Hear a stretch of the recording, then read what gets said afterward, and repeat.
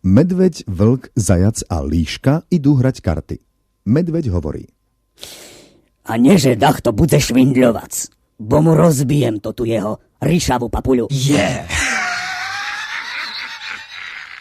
Pod mostom sa topí žena a volá o pomoc. V tom z mosta do vody skočí policajt a vytiahne ženu na breh. Ľudia z mosta mu volajú na slávu. Policajt sa pozrie hore, pohrozí pesťou a zreve: Ej, však čekajte, však ja sebe to zistím, ktorá šviňa me zrúcela dolu. Ruské prepadové komando sa chystá na akciu v Groznom.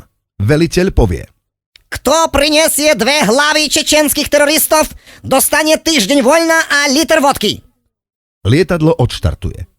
Po pristáti komando vybehne von, všade sa ozýva streľba a výkriky. Po pár minútach sa k lietadlu začnú zbiehať vojaci, každý drží v ruke odrezanú hlavu. Veliteľ len pozerá a napokon konštatuje: Хорошо, ребята, bolo to síce pekné, ale toto bolo ešte len medzi pristátie v Kieve.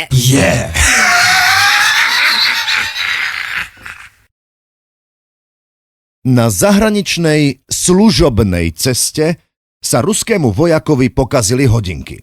Zašiel k opravárovi. Ten hodinky otvoril a z nich vybehol malý chrobáčik. Hodinár ho zabil, vojak schytil samopal a zreval: Ach ty čertonin, что ты сделал? Ты мне убил машинисту!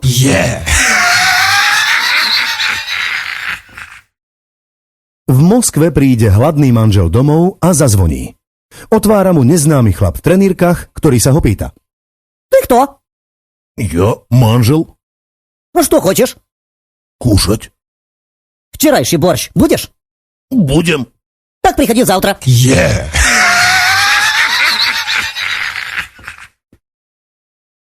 Príde ožratý chlapík z krčmy domov, zbadá sa v zrkadle a zreve: No co je ty, pisku? Co kokáš? Chceš jednu po papuli? Poz bližej. Keď príde tesne k zrkadlu, pesťou doňho z celej sily udrie a dodá: No vidíš ty, idiot. Si sem mal dať z dolu okuliare.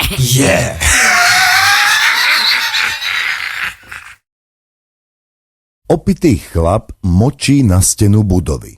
Žena, pozerajúca z okna, to zbadá a zakričí na ňo: Pane, okamžite prestaňte, lebo zíde dole brizolit. Hej, no čo? Však nech len vzíde, tam mu rozbijem písky.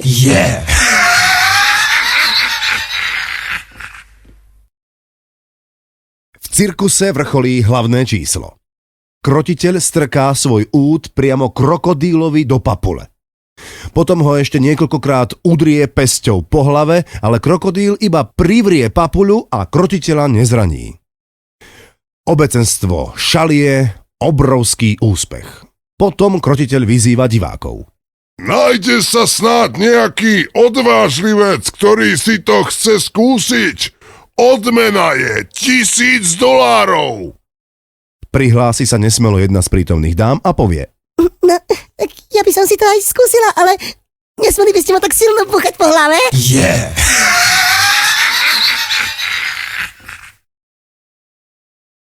Bývalý nemenovaný prezident veľkého hutnického kombinátu príde do galérie, ukáže prstom na originál Picassa a opýta sa: Koľko toto stojí? Prepáčte, pane, ale to je astronomická suma. Ja sa pýtam, koľko to stojí. No, tak dobre. 70 miliónov amerických dolárov. A to je dajaký známy maľar. Samozrejme, Picasso. No tak v poriadku, berem, zabaľte mi to. Haló? No čau, baby. Takže môžeme ísť na tie narodeniny, len treba ešte dajaký darček. Pohľadnicu som práve kúpil.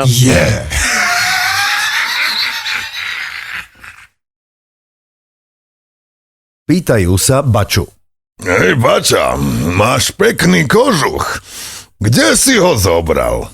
Hej, to mám od partizánov. Pekný je. Počúvaj, daj mi ho.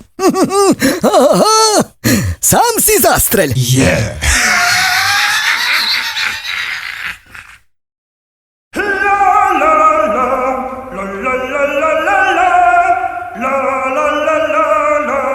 Megafor.